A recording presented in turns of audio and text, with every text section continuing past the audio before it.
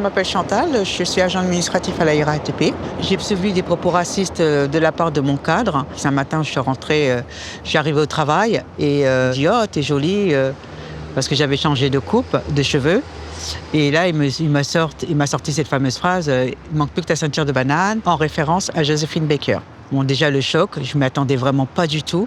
Je me suis mise à travailler, mais le soir, toute la journée déjà, ça m'a travaillé. J'en ai parlé et oui, à la maison, pareil, on m'a dit « Mais il est complètement malade, ce type. Comment on peut sortir ce genre de propos à notre époque ?» Quand l'été est arrivé, fallait pas qu'on se plaigne de la chaleur, parce que j'avais l'habitude. Voilà. Donc moi, j'ai pas compris sur le moment. Je lui ai dit, mais l'habitude de quoi en fait? Parce que moi, je suis née à Courbevoie. Donc, j'ai pas compris la phrase. Donc, c'est après que je me suis dit, sous-entendu, comme je suis noire, la chaleur, je dois la supporter. Et d'autres aussi discours sur les musulmans. J'avais entendu lors d'un pot où il parlait en conversation avec 3 autres opérateurs, où il disait que de toutes les façons, tous les musulmans, c'est des terroristes.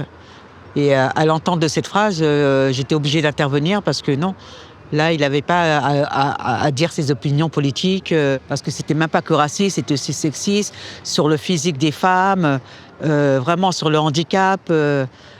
C'était vraiment un ensemble. C'était le package. L'ambiance était vraiment toxique, hein. Tout le monde avait peur, personne ne disait rien.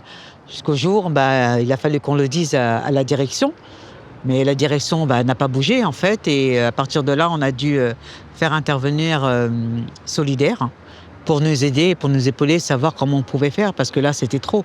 L'ambiance était invivable. Les collègues du service administratif ont contacté le syndicat Solidaire RATP, ils étaient plusieurs. Très rapidement, le syndicat a écrit à la direction, a saisi l'inspection du travail. Et là, pour le coup, il n'y a plus de débat. On sait qu'il y a un racisme systémique dans ce service qui a été administré pendant des années. Et pour ne pas en rester là, parce que l'employeur, à un moment, il ne peut pas continuer à laisser des salariés sans les protéger face au racisme qu'il subit.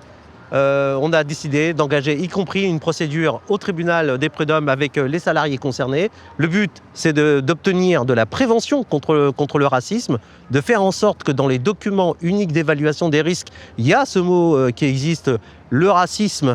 Il faut qu'il apparaisse clairement et qu'on mette en place une évaluation et une prévention contre le racisme. Aujourd'hui, ça n'existe pas. Malheureusement, 88% des victimes d'actes racistes ne le déclarent pas. Par manque de confiance dans les institutions, mais aussi par peur de l'isolement. Le racisme n'a pas sa place dans notre société, et encore moins sur nos lieux de travail. Mais malheureusement, le racisme est de plus en plus ancré, et depuis la montée de l'extrême droite, de plus en plus décomplexé. Le racisme systémique se constate notamment sur la discrimination à l'embauche, mais aussi sur l'évolution des postes au sein de la même entreprise, mais également sur l'écart des salaires.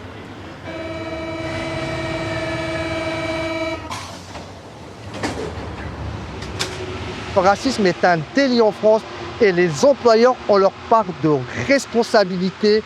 Ils doivent faire appliquer avant tout le droit dans leur entreprise. L'Union syndicale solidaire sera toujours du côté des opprimés. Au travail et partout, détruisons le système raciste.